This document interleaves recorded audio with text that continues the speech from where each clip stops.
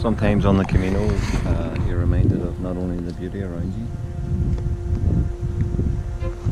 and the peace, tranquility, and your own thoughts, but then you're reminded of some of the reasons that people do the Camino de Santiago. And this is to recognize loved ones who have passed away. There's walls here. This side, steps and upstairs, above, and coming through. Looks to be. Wow. Remains of a Roman settlement.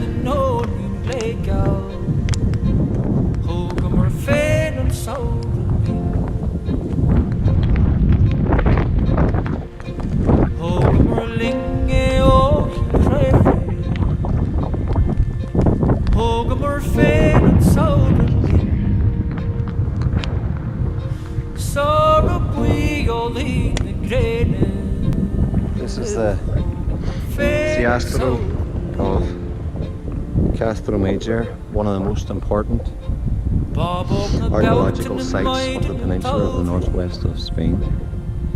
They're top enclosures that have attached others, demolited or divided by pits, parapets and walls, forming a settlement of 5 hectares. It was inhabited from 1 BC to 1 AD, so before Christ and after Christ, and excavations have discovered up to 3 different occupations, the most ancient with vegetable houses and the last one, which is a strong house, in the beginning of the Roman conquest. So it's 11th of October 2018. Today is a Thursday, and as you can see from this, we've got Santiago de Compostela is 78.1 kilometers from here. Today it's quite wet, a little bit windy, and it's the first time I've had the rain poncho since the Pyrenees. So I've got my nice bright red bike rain poncho on, which I'm glad I took with me.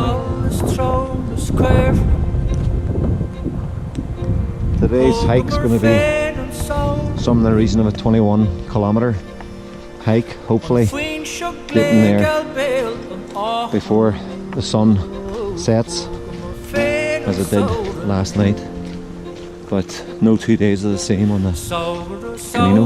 I'm walking now for about 18k. I have another 3 or 4k to go for accommodation tonight, and up to now it's been quite overcast and wet and poncho time, but the sun has come out and we're walking through now what I consider to be the best time in the Camino, when you're going through these trees, which looks a little bit like the Dark Ages in a very smaller, skinnier version of it, and it creates a canopy where you see the light coming through. Every so often I'm going to grimace because I've got tendinitis, at least I think that's what it is, and it's moving around my leg. So for the last few days I've been in a little pain after around about the 15 kilometer mark, but due to time consideration you have to do 25 kilometers per day to get to Santiago by Sunday.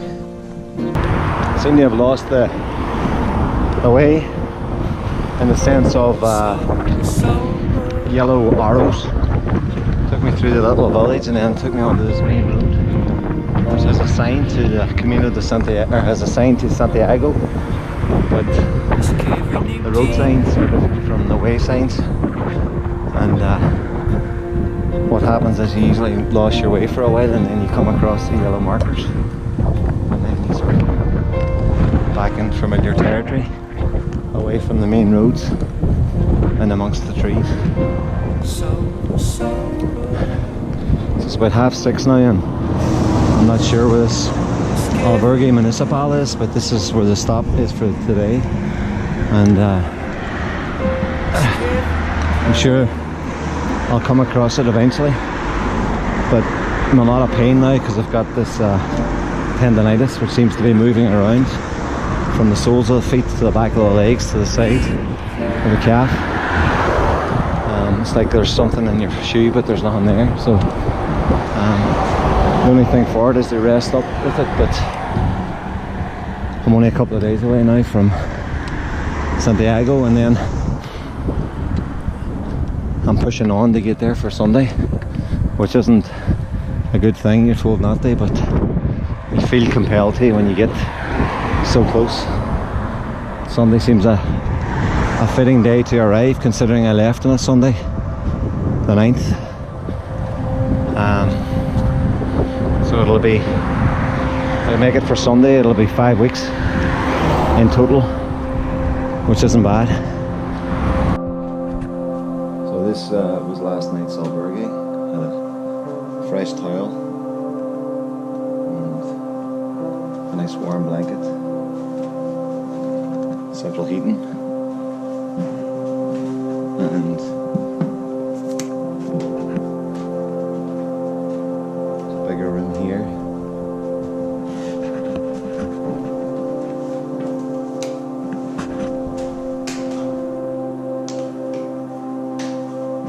There's a private toilet, done very tastefully, and we had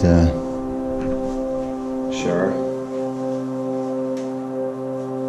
waterfall shower, that's the hand option. Shower was on a sensor, so when you run it, the lights went out.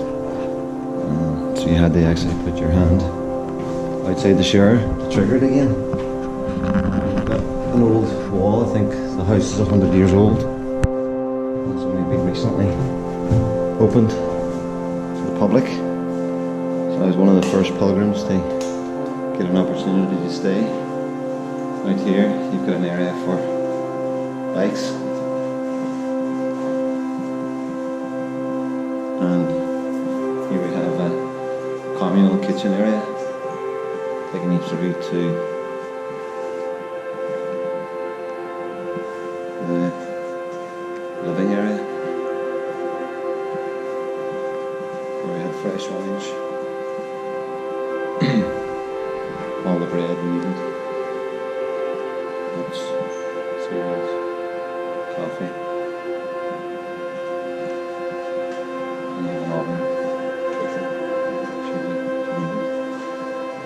And this was the area here, it was called Albergue Candle.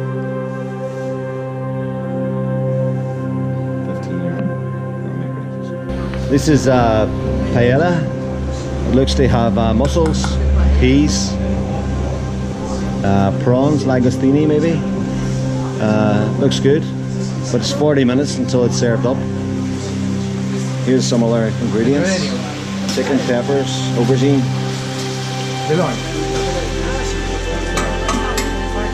So this is indicating 30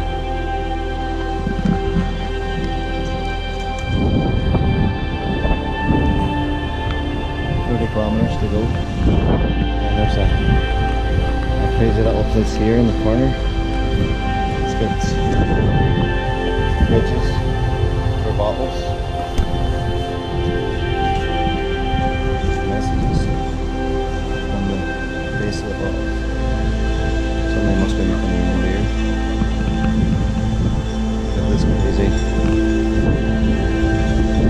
eccentric setup, which I'm going to check out, and I'll have to have a beer.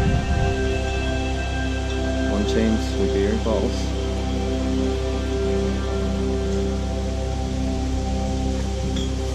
Amazing. Okay, today's date is the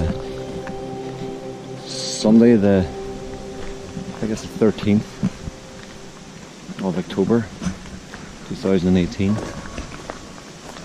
This is the last walk in the direction of Santiago,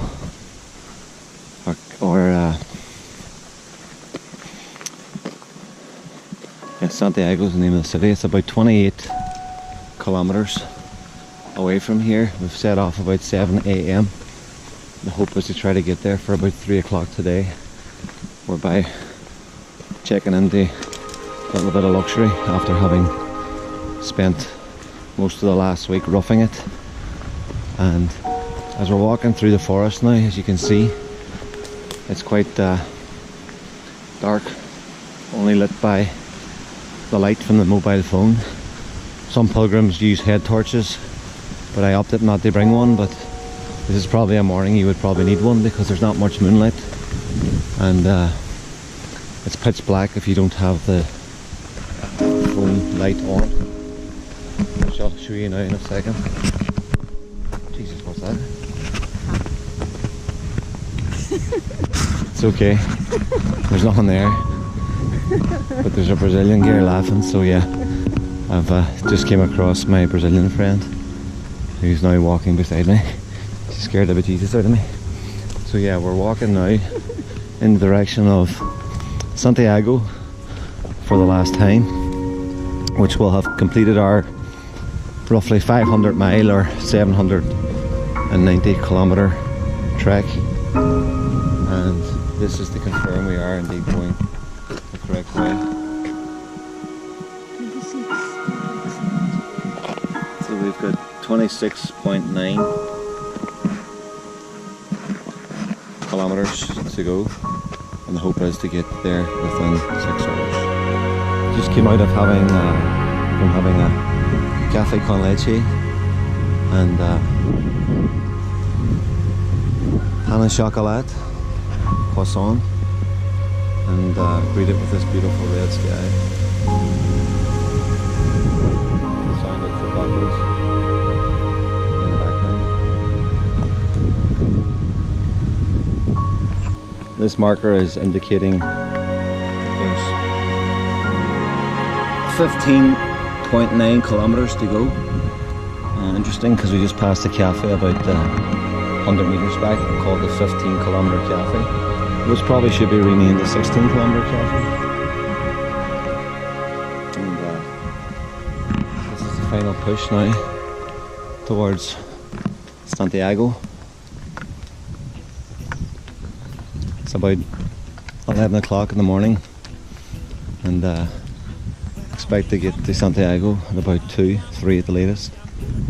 Hotel check-in's 3 o'clock, so there's no point getting there much before this, so we're going to now get our last meal before we get to Santiago. But it's noticeable that the path has become very, very busy with school kids and day walkers. They're just taking the bus and walking the last 15 kilometers into Santiago. 1 o'clock in the day, had lunch, hamburguesi. Now it's the last stretch, and it's not clear as to how far we have to go, because people have taken the signs that would give you the details of the kilometers to go, but I would say you're roughly looking about 12 kilometers from here in this direction, through the trees.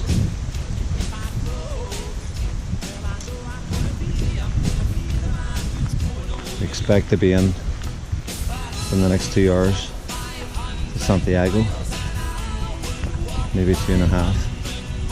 Either way, we're on target for completing the Camino de Santiago 500 mile walk. At the steps coming down onto the road as we approach the city of Santiago. It's quite a built up city, so I expect over the last 30 years with pilgrims coming here, probably feeling that this was their end of their journey, they decided to stay here and set up home, set up businesses, and now you've got an urban sprawl.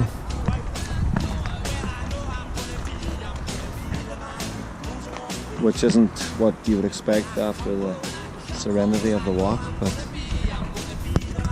big cities have this in common. The entrance to Santiago, it's here.